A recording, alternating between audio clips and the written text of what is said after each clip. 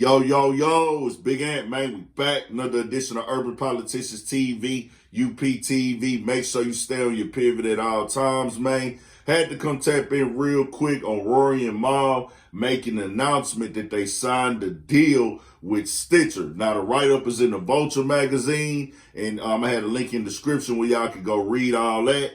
But congratulations to Rory and Mal, man, on signing this deal. If you know me and on my platform, I've said before, I came up watching the Joe Budden podcast and the Joe Budden podcast from the beginning. Before they did the Spotify deal, before all that, is what got me going on my podcast. So Rory and Mal have now signed their own deal, and they moving in the right direction if you ask me. Now, I don't know what's going on with Kevin Durant and everything that he had going on with them. I don't know if they just partnered on the studio or anything like that production side, so we'll have to wait and see on that part. But with this going on right here, Rory and Mal announced, they sat down with a lot of people. They talked to different brands and companies, and this was the best fit. And they do have 100% ownership of their podcast. So that was made clear in the article and everything. We know with the Joe Budden podcast, ownership was a big thing for people, and transparency and everything of that nature. So they said they do have 100% ownership. They're going to have 2 episodes a week, and it's going to be turning forward, and they want to get into a different type of creating space, and Stitcher is allowing them to do that. So also, they're going to get asked about Joe Budden in this situation. Joe Budden name going to come up anytime because that's who they started with. We all seen the big breakup. We seen the turmoil go down.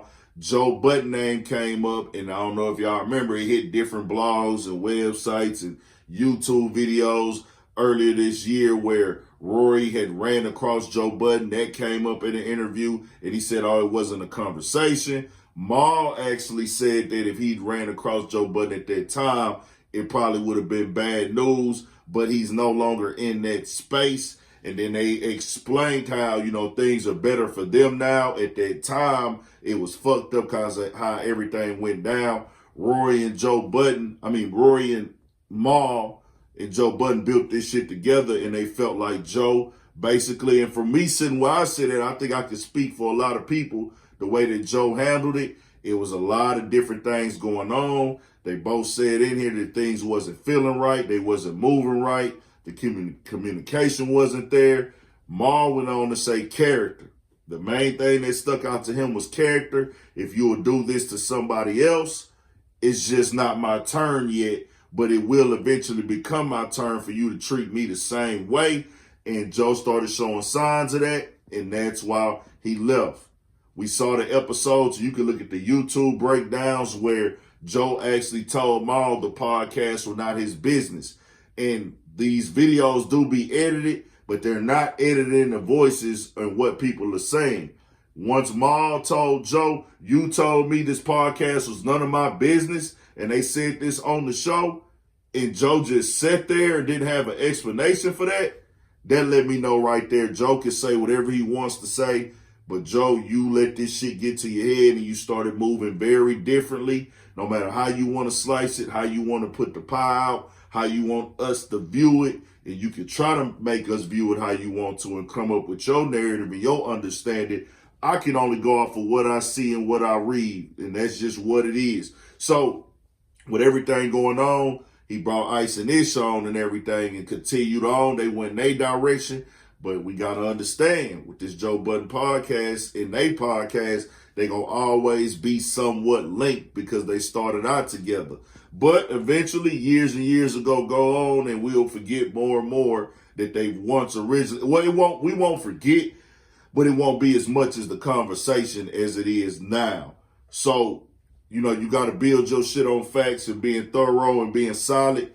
Mal and Joe Budden had a long time history together, and it sucks that it be like this in business at times. But man, when people get on the public platform, and Joe Budden did it to himself, man, you expose the personal information of these dudes. You expose Rory and Mal living arrangements and all these type of things. They never put anything out that was private until they needed to respond to Joe Budden. He decided to go to the podcast and say and expose all these things. tell Rory he's fired on air while Rory is not even there. Rory, you're fired. It was on the Patreon episode and all that. And everybody was like, what the fuck, nigga? You talking to the chair and everything? Then he went at Mal. Didn't say that Mal was fired. But, hey, I'm looking at it like now, bro, they probably feel like, dog, Joe Budden got down on us. He wasn't keeping it solid, wasn't keeping it real. That's a form of whatever you want to call it. And, hey, it is what it is. And also, it was brought up about how Joe Budden had threatened that he would sue Rory and Mal if they went and did another podcast or gotten another deal or anything because of the non-compete thing that they actually signed working with Joe Budden. But they said they wasn't worried about that because of the fact it would expose a lot of situations in business and whatever Joe Budden got to hide. They basically said he got shit that he don't want to go public. But if you sue somebody, everything comes out. The details, the numbers, the analytics, the statistics, and all that shit could now be brought up in court, and it might not do well on Joe's behalf and his image. So they pretty confident for them to make that statement that he's not going to sue us because of that reason. It will make him look bad. So that's that. It is what it is. But they moving forward. Congratulations to them. I'm pretty sure Joe Budden will have a response to all this. But like I say, man, there's plenty of YouTube videos just clipping up things that Joe Budden said on air. And then when you on live on the podcast, and then if you watching it, especially from a day one nigga like myself, you're going to be like, hey, man, what the fuck was Joe on this whole time, bro? Like, Joe, damn. Fucks with Joe. Like I say, dog inspired me to jump out there and get active with my podcast. I'll give him his credit. I feel like other people might have did podcasts before him, but the Joe Budden podcast caused a whole different type of vibe with podcasting and the hip-hop culture. So nigga gonna forever give him credit with that. But hey, man, you got to be solid with your team. You got to be honest with your team. You got to be fair with your team, and you got to be respectful. But in Joe Budden case, we seen him do these type of things before, so we shall see what happens next. I'm going to have all the links in the description. Y'all tell me what y'all think about this shit. Got more videos coming, more everything, man. 1000 stay on your pivot for shit show. We going to have more coming, man. Tell me what y'all think. Comment section, tap in. 1000.